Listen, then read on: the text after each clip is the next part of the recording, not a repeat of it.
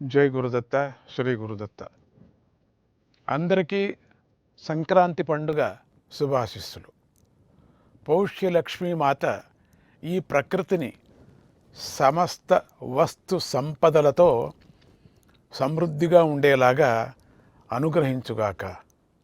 ప్రజలందరూ సుఖ సంతోషాలతో జీవించేలాగా దీవించుగాక. ఈ సంక్రాంతి పండుగ మన పండుగలన్నిటిలోనూ చాలా పెద్ద పండుగ. ఈ పండుగ యొక్క విధిని పరిశీలిస్తే చాలు మన సంస్కృతి అంత ఇందులోనే ఇమిడి ఉందని బాగా తెలుస్తుంది. కనుక సంక్రాంతి మన ఆచార వ్యవహారాల గొప్పదనాన్ని నలుదిక్కులా చాటే పండుగగా ఉంది. ఈ పెద్ద పండుగను భోగి, సంక్రాంతి, కనుమలుగా 3 రోజుల పాటు విశేషంగా అందరూ జరుపుకుంటూ ఉంటారు. వీటిలో భోగి రోజున ఇంద్రదేవుణ్ణి పూజించాలి, స్మరించాలి. ఎందుకంటే ఆయన ముల్లోకాలకు రాజా. ఆయన అనుగ్రహించటంతోనే ప్రకృతి పచ్చగా ఉంటుంది, పుష్టిగా ఉంటుంది. పదార్థాలకు లోటు ఉండక అన్నీ అందరికీ సులభంగా అందుతాయి. ఈ రోజున కన్యలు ఇంటి ముందు చక్కగా ముగ్గులు పెడతారు. ఆ ముగ్గుల మధ్యలో గొబ్బిళ్ళు పెట్టి గొబ్బి లక్ష్మిని మహాలక్ష్మి స్వరూపంగా పూజిస్తారు. ఇలా పూజించడం వల్ల వారి భవిష్యత్తు బాగా ఉంటుంది.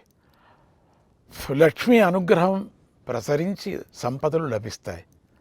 ఆడపిల్లలకు మంచి భర్త లభిస్తాడు. ఈ భోగి రోజున సువాసినులు తమ పిల్లలకు భోగి పళ్ళు పోసి పెద్దలు ముత్తైదువుల చేత ఆశీర్వాదాలను ఇప్పిస్తారు.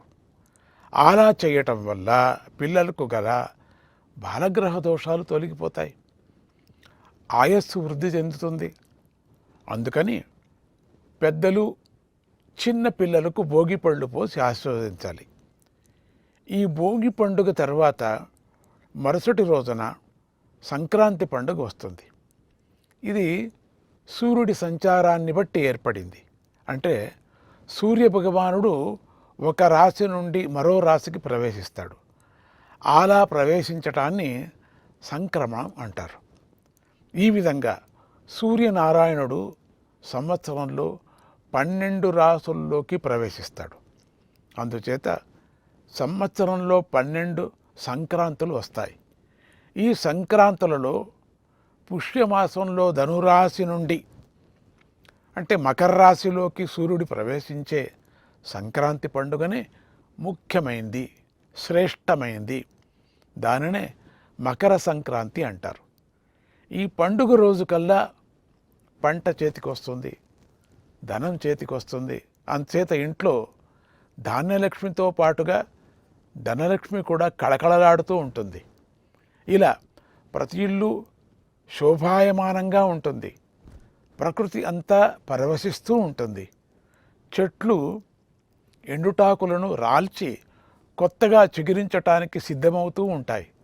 అందుచేత ఈ సంక్రాంతి పండుగ కొత్త సృష్టికి నాంది అయి ఉంది. ఈ సంక్రాంతి రోజున సూర్యభగవానుడు దక్షిణం వైపు గల తన సంచారాన్ని పూర్తి చేసుకుంటాడు. మళ్ళీ ఈ రోజు నుంచే ఉత్తరం వైపుకు సంచరించడం ప్రారంభిస్తాడు. అందుచేత ఈ సంచారాన్ని ఉత్తరాయణ పుణ్యకాలం అంటారు. ఈ ఉత్తరాయణ పుణ్యకాలంలో సత్కర్మలు చేస్తే ఎంతో పుణ్యము లభిస్తుంది. పితృదేవతలను స్మరిస్తే, వారికి తర్పణాలను ఇస్తే వారి అనుగ్రహం కలిగి వంశం బాగుంటుంది. ఈ సంక్రాంతి నాడు స్త్రీ కానీ పురుషుడు కానీ నువ్వులు కలిపిన నీటితో స్నానం చేయాలి. కొత్త బట్టలు ధరించి దేవతలకు, పెద్దలకు నమస్కరించాలి. 3 పాత్రలలో నిండుగా పిండి వంటలను సిద్ధం చేసుకోవాలి. దూడతో కూడిన చక్కని గోవును సిద్ధం చేసుకోవాలి. తర్వాత వాటిని మంచి పండితుడికి దానం చేయాలి. ఆ దానం చేసే సమయంలో నేను శివుడు, విష్ణువు, సూర్యుడు, బ్రహ్మదేవుల మధ్య ఎలాంటి భేదాన్ని చూడను. అంతటా నిండిన భగవంతుడు నాకు శుభాలను ప్రసాదించుగాక అని ప్రార్థిస్తూ దానం చేయాలి. ఈ సంక్రాంతి రోజున నువ్వులకు చాలా ప్రాధాన్యత ఉంది కనుక మొదటిగా నువ్వుల పిండిని శరీరానికి పూసుకోవాలి. నువ్వుల నీటితో స్నానం చేయాలి. నువ్వులతో పితృదేవతలకు తర్పణం చేయాలి. నువ్వులను దానం చేయాలి. నువ్వుల నూనెతో దీపం పెట్టాలి. నువ్వులతో ఉన్న ఆహార పదార్థాలనే తినాలి.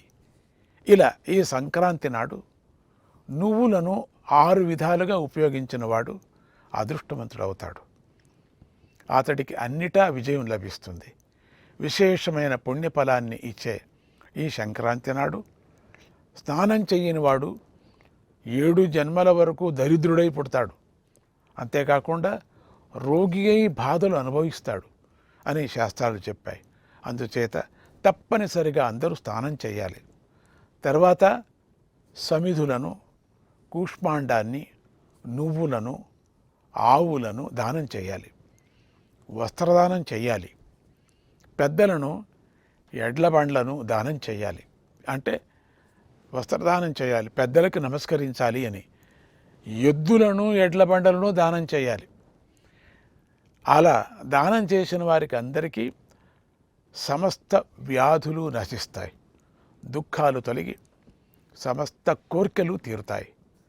వారు ఇహపర లోకాలలో సుఖాన్ని అనుభవిస్తారు. కనుక ఈ సంక్రాంతి వ్రతాన్ని అందరూ శ్రద్ధగా చేయండి. సూర్యభగవానుడు మీకు మంచి ఆరోగ్యాన్ని ప్రసాదిస్తాడు. లక్ష్మీనారాయణలు మిమ్మల్ని అనుగ్రహిస్తాడు. మీకు సిరి సంపదలు పుష్కలంగా లభిస్తాయి. ఈ సంక్రాంతి శోభ 1 నెల ముందు నుంచే, అంటే ధనుర్మాసం నుంచే ప్రారంభమవుతుంది. అందుచేత ఈ పండుగను ఆధారంగా చేసుకొని జీవించే హరిదాసులను, జంగమ దేవుళ్లను, గంగిరెద్దుల వారిని ఆదరించాలి. అలాగే బుడబుక్కల వారు, ఇంకా ఎంతోమంది కళాకారులు ఉన్నారు కదా, వారందరూ సంక్రాంతి పండుగతో పోషించబడుతూ ఉంటారు. కనుక వారిని గౌరవించాలి. అప్పుడు వారి ద్వారా కళ రక్షించబడుతుంది, వారికి కూడా జీవనోపాధి లభిస్తుంది. ఇక ఈ పెద్ద పండుగలో చివరిది కనుమ పండుగ. ఇది ముఖ్యంగా రైతన్నల పండుగ. ఈ రోజున రైతన్నలు తమ కృషికి సహకరించిన పశువులను చక్కగా అలంకరిస్తారు. వ్యవసాయంలో తమకు సహకరించిన బసవన్నలకు కృతజ్ఞతలు తెలుపుకుంటారు. వాటిని గ్రామ దేవతల వద్దకు తీసుకువెళ్ళి పూజిస్తారు. ప్రేమగా వాటిని ఆదరిస్తారు. అలాగే ఈ కనుమ రోజున పక్షులను కూడా ఆదరిస్తారు. విషపురుగుల నుంచి పంటను కాపాడే ఆ పక్షులకు విశాలమైన ప్రదేశంలో ఆహారం పెడతారు.